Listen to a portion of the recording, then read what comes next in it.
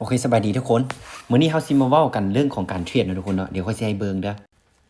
คือมื้อตะกี้นี่เนาะค่อยเทรดสิเอ่อประมาณ2ล้านนี่เนาะเห็นอยู่นี่เลยเนาะเทรดไปค่อยสวนเทรดอยู่จุดนี้เด้ค่อยสวนมันเนาะมันขึ้นเขียวไปแล้วค่อยละขายสินะการเทรดตัวนี้หั่นน่ะทุกคนนะเดี๋ยวจะค่อยจะอธิบายเลยไผที่อยากเข้าเทรดใหม่เนาะฟังให้จบก่อนเนาะอย่าเฝ้ารีโพสต์ค่อยเด้อฟังให้จบก่อนเนาะ ก็คือมันจะมี2แท่งเท่านั้นเนาะคล้ายๆกับเฮาลิ้นแท่งบาคาร่าอย่างซี่เลยเนาะแต่ว่าบาคาร่ามีคนคมเนาะตัวนี้ค่อยบอกตรงๆเลยว่าไผที่ไปเซิร์ชอยู่นี่อยู่นั่นมาว่ามีคนคมคนหยังนั้นบ่มีดอกเนาะมันเรียนมาจากBinance หรือว่าหยังเลยขึ้นตามตัวนั้นลงตามตัวนั้นเลยเนาะภายในเวลา30วิสิเนาะเป็นกราฟเดียวกันทั่วโลกว่าซั่นซะเนาะก็คือมันขึ้นเขียวค่อยสมมุติค่อยขายเนาะมันขึ้นเขียวแสดงว่าค่อยเสียสมมุติว่าค่อยซื้อเขียวได้มันขึ้นเขียวค่อยก็วินสินะบ่ได้มีหยังซับซ้อนหยังทั้งนั้นเนาะเพียงแต่เฮาวิเคราะห์มันถูกมันหยังสิเฮาเดินเงินให้มันปิ่นเฮาก็ได้คันเฮาเดินเงินบ่ปิ่นเฮาวิเคราะห์บ่ปิ่นก็คือเสียเนาะสิ่งที่เฮาเสียอยู่จุดนี้นะเมื่อกี้ค่อยเสียประมาณ29เหรียญเนาะค่อยว่าสิเซาละแต่ว่าค่อยเซาบ่ได้เนาะใจค่อยอยาก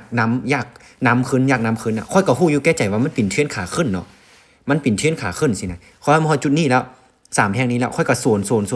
ฮอดจุดนี้ค่อยก็โซนจนฮอดแท่งนี้แท่งสุดท้ายเนาะสุดท้ายค่อยเสียหมดตัวเห็นบ่ดังนั้นเฮาเอาอารมณ์มาใส่กับตัวนี้มันจึงแจ็บเนาะค่อยบ่ได้โทษไผทั้งนั้นเนาะเพราะว่า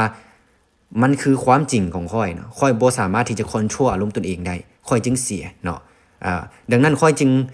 เว้าความจริงเลยว่าวงการตัวนี้นะสิ่งที่จะเฮ็ดให้เฮาเสียหลายที่สุดก็คือเรื่องอารมณ์เนาะเรื่องจิตใจของเฮาการเดินเงินบ่ปิ่นแม่นอยู่เงินตอนที่เงินมาอยู่นี่นะสมมุติ100เหรียญสินะมันบ่ได้มี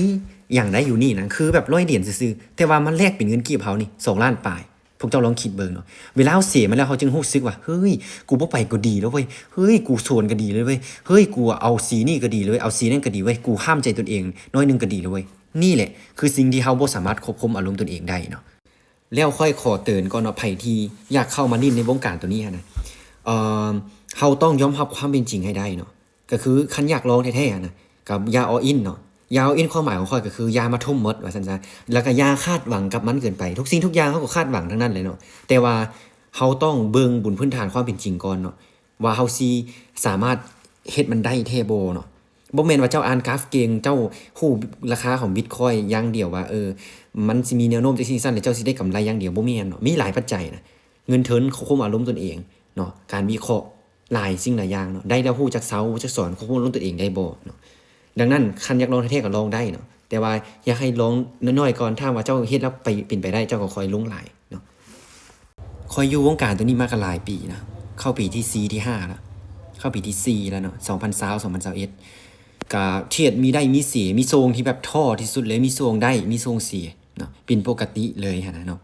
และสิ่งที่สำคัญที่เฮาจะอยู่รอดนะสำหรับข้อยแล้วนะข้อยคิดเสมอมาว่าตั้งแต่ตอนนั้นจนถึงปัจจุบันนี้ก็คือระเบียบวินัยเท่านั้นเนาะคันบ่มีตัวนี้คือแจ็บคือมื้อนี้ข้อยเอามาแต่30ข้อยเสียฮอด100นะคันบ่มีวินัยก็คือแจ็บเท่านั้นเนาะบ่มีหยังดอกเนาะถ้าหากว่าเจ้าอยากอยู่วงการตัวนี้อยากเฮ็ดให้ได้ก็ต้องหาวินัยให้มันได้เนาะคันบ่มีวินัยเสียก็บ่ต้องไปโทษไผเนาะอันนี้คือความจริงเนาะคนที่จะได้ค่อยว่ามา100คนนี่รอดคนหนึงนี่ก็ถือว่าดีแล้ว